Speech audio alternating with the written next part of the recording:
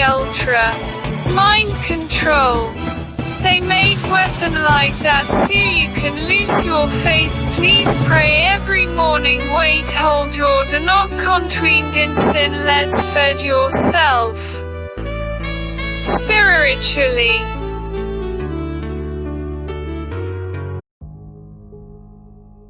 आपने कभी सोचा है कि आज ये जो फेमस सिंगर्स मौजूद हैं, जब ये अपना कोई म्यूज़िक या अपना कोई सॉन्ग रिलीज़ करते हैं तो क्या इनके गाने सिर्फ इसलिए वायरल या हिट होते हैं क्योंकि इन सिंगर्स के अंदर काफ़ी टैलेंट होता है या इनके सॉन्ग्स वाकई में इतने अच्छे होते हैं? तो मैं आपको क्लियर कर देना चाहूँगा कि ऐसा कुछ भी नहीं है। आपको इनके सॉन्ग्स इसलिए पसंद आते हैं या आपको इनके गानों की आदत इसलिए पड़ जाती है क्योंकि इन्होंने आपके दिमाग को वायलेट करने का एक लूप होल ढूंढ लिया है। Popular culture, movies, TV, music, they carry messages, and it's not just entertainment. और ये चीज़ अब न्यूरोसाइंस के ज़रिए साबित भी हो चुकी है, जिसके बारे में आप आज इस वीडियो में जानने वाले हैं। तो शुरुआत मैं करना चाहूँगा बिलबोर्ड हॉट 100 चार्ट के साथ। अगर आप नहीं जानते इसके बारे में तो ये बिलबोर्ड हॉट 100 चार्ट एक ऐसा चार्ट है जहाँ पर दुनिया के टॉप 100 यानी 100 सबसे फेमस सबसे हिट गानों की लिस्ट मौजूद होती है। अब हुआ ये कि इन्हीं फेमस हिट सॉन्ग्स की असलियत जानने के लिए USA, जर्मनी और नॉर्वे में मौजूद न्यूरो साइंटिस्ट की एक टीम बनाई गई, जहां पर इस टीम ने पिछले 33 सालों में जितने भी हिट सॉन्ग्स थे जो कि इसी बिलबोर्ड हॉट 100 चार्ट पर मौजूद थे, उन सभी को एनालाइज किया। इस स्टडी में टोटल 745 गानों पर रिसर्च की गई, जिसमें इन गानों को 80 आम लोगों पर टेस्ट किया गया, ये जानने के लिए कि आखिर इन गानों का एक ह्यूमन ब्रेन पर क्या असर होता है। और जब इन टेस्ट किए गए लोगों के ब्रेन को स्कैन किया गया तब साइंटिस्ट को एक बहुत ही कमाल का फिनोमेना देखने को मिला। इस ब्रेन स्कैनिंग में ये देखा गया कि इन सभी सॉन्ग्स में कई जगहों पर एक सडन कॉर्ड चेंज का इस्तेमाल किया गया है। साफ शब्दों में इन गानों में लगातार ऐसे ट्यून्स का इस्तेमाल किया गया है जिससे एक इंसान को गूज बम्प्स यानी रोंगटे खड़े कर देने वाला एहसास हो। आपने खुद ये एहसास किया होगा कि कई सारे गानों में कुछ ऐसे मोमेंट्स आते हैं जब हमारी बॉडी पर मौजूद हेयर्स कुछ इस तरह से रिएक्ट करते हैं, और यही वो मोमेंट है जो कि अल्टीमेटली हमारे ब्रेन को एक्साइटमेंट की फीलिंग देकर ब्रेन में डोपामिन रिलीज़ को ट्रिगर कर देते हैं। अब मैंने आपको पिछली वीडियो में ही बताया था कि किस तरह से इस डोपामिन रिलीज़ की आदत एक शख्स को किसी चीज़ का एडिक्ट बना सकती है, चाहे फिर वो कोई म्यूज़िक या गाना ही क्यों ना हो। और यही वजह है कि जब आप किसी आर्टिस्ट का एक नया गाना सुनते हो तो वो पसंद आने पर आप उस गाने को बार बार सुनते हो, तब तक जब तक एक पॉइंट पर आकर आप उस गाने से बोर नहीं हो जाते। इस प्रोजेक्ट में शामिल न्यूरो साइंटिस्ट का कहना है कि कई सारे म्यूज़िक लेबल कंपनीज़ जो कि इन आर्टिस्ट के ऊपर करोड़ों रुपए दाव पर लगाते हैं, ये कंपनीज सालों से इस मेथड का इस्तेमाल करती आई हैं अपने प्रोड्यूस किए हुए गानों को, अपने प्रोड्यूस किए हुए सॉन्ग्स को पब्लिक के बीच वायरल करने के लिए।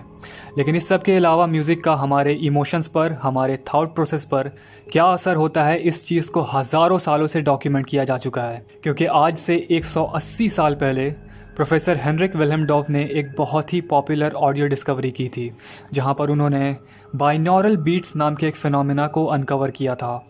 ये बाइनॉरल बीट्स एक स्पेशल टाइप की ऑडियो फ्रीक्वेंसी है जिसे म्यूज़िक में यूज़ करने से आपके ब्रेन वेव्स को अफेक्ट किया जा सकता है, जिसके चलते आपके मूड पर असर डाला जा सकता है।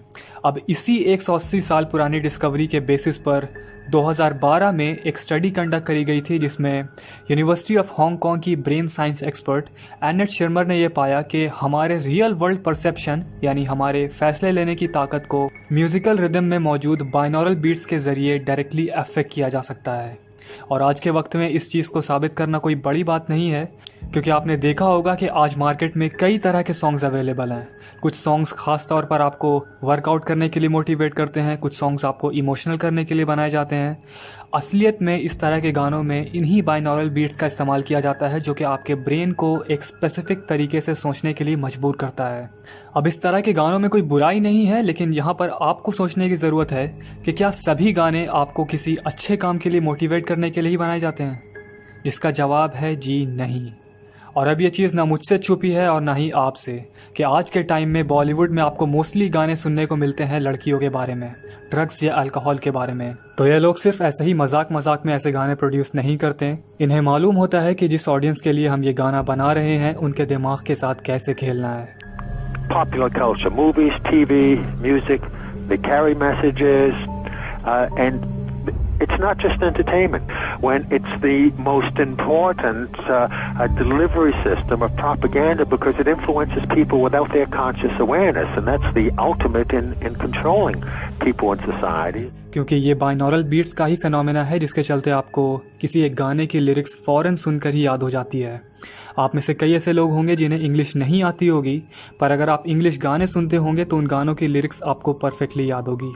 और अब जिस चीज़ को मैं डिस्कस करने वाला हूँ वो शायद आप में से कई लोगों के गले से ना उतरे, पर हकीकत यही है कि म्यूज़िक इंडस्ट्री सैटनिज़म को फॉलो करती है। आपको शायद ऐसा लगता होगा कि इन गानों में डेविल या लूसीफर जैसी चीज़ों का रेफरेंस सिर्फ मज़े के लिए दिया जाता है, जिसका कोई मतलब नहीं होता, ऐसा सिर्फ कूल दिखने के लिए किया जाता है। आपको ये समझना होगा कि कुछ चीज़ें ऐसी होती हैं जिनसे मैं या आप चाहे जितना भी मुंह फेर लें, चाहे जितना भी मानने से इनकार कर लें, उनकी सच्चाई हमारे आंख बंद कर लेने से नहीं बदलने वाली। I think that we all as artists, because we're highly sensitive people, and this machine around us, this so-called music industry, is such a demonic thing. It sacrifices people's lives and their essences. Yeah, I believe in Illuminati. There is a certain level that you get at that you can't go no further unless you're aware of certain things. And I'll leave it at that. We're seeing a society that not only has a lot more people of lower IQ, but a lot fewer people of higher IQ.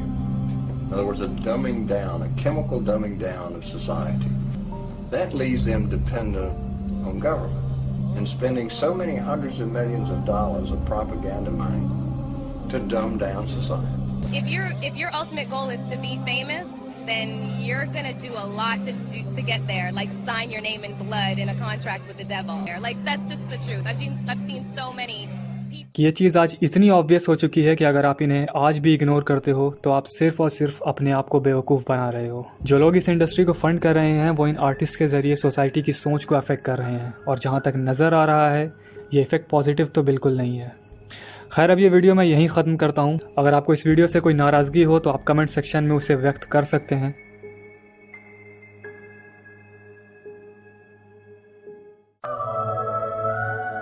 Free will of our Holy Spirit.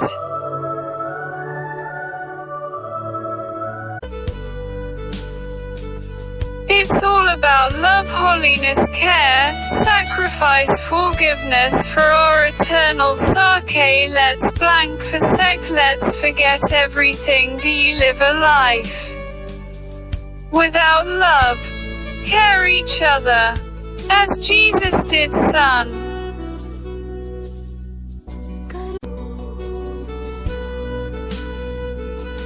Pray every morning, it's a spiritual warfare.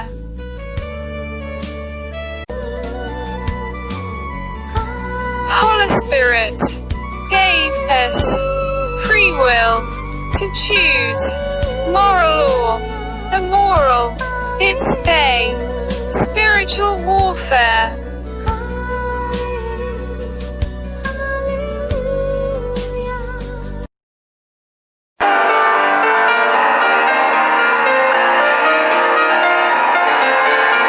World health organisation ने Europe में रहने वाले बच्चों की sexuality education standards में क्या क्या add किया है, सुनकर आपके होश उड़ जाएंगे।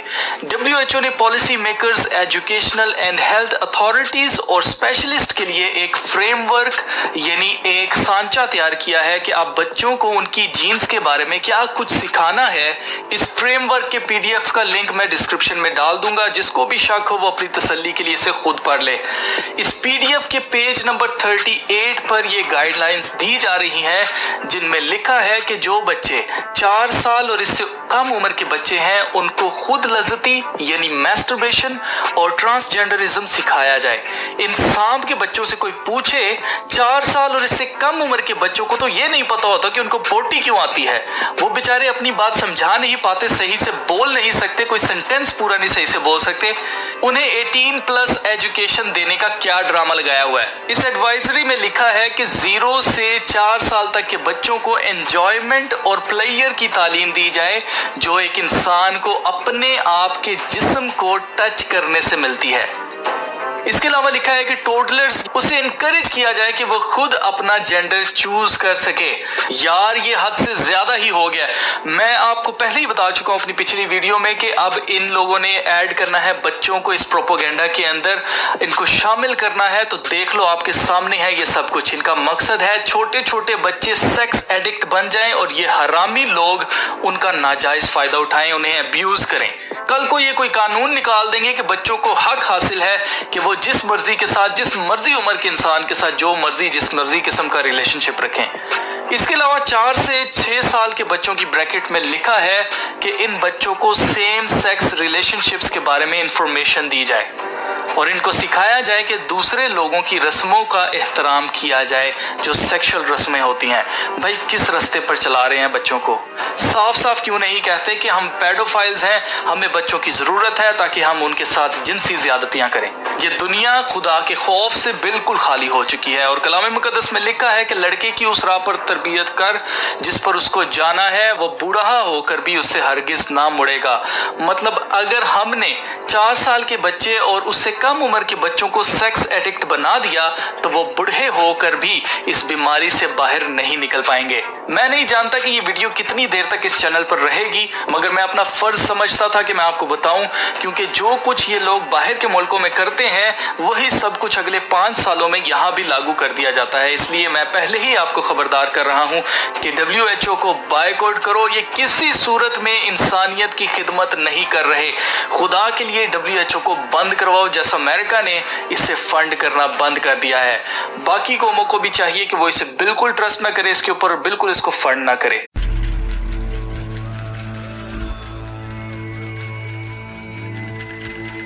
My body, my mind, my choice. To wear the clothes I like even as my spirit roams naked. My choice. To be a size 0 or a size 15. They don't have a size for my spirit and never will. To use cotton and silk to trap my soul is to believe you can halt the expansion of the universe or capture sunlight in the palm of your hand. Your mind is caged, let it free. My body is not. Let it be. My choice. To marry or not to marry. To have sex before marriage. To have sex outside of marriage. To not have sex. My choice. To love temporarily or to lust forever. My choice. To love a man or a woman or both. Remember, you are my choice. I'm not your privilege. The bindi on my forehead, the ring on my finger, adding your surname to mine, they're ornaments. They can be replaced. My love for you cannot. So treasure that. My choice. To come home when I want. Don't be upset if I come home at 4 a.m. Don't be fooled if I come home at 6 p.m. My choice. To have your baby or not. To pick you from 7 billion choices or not. So don't get cocky. My pleasure may be your pain. My songs, your noise. My order, your anarchy. Your sins, my virtues. My choices are like my fingerprints. They make me unique. I am the tree, not the forest. I am the snowflake, not the snowfall. You are the snowflake. Wake up. Get out of the shitstorm. I choose to empathize or to be indifferent. I choose to be different. I am the universe, infinite in every direction. This is my choice.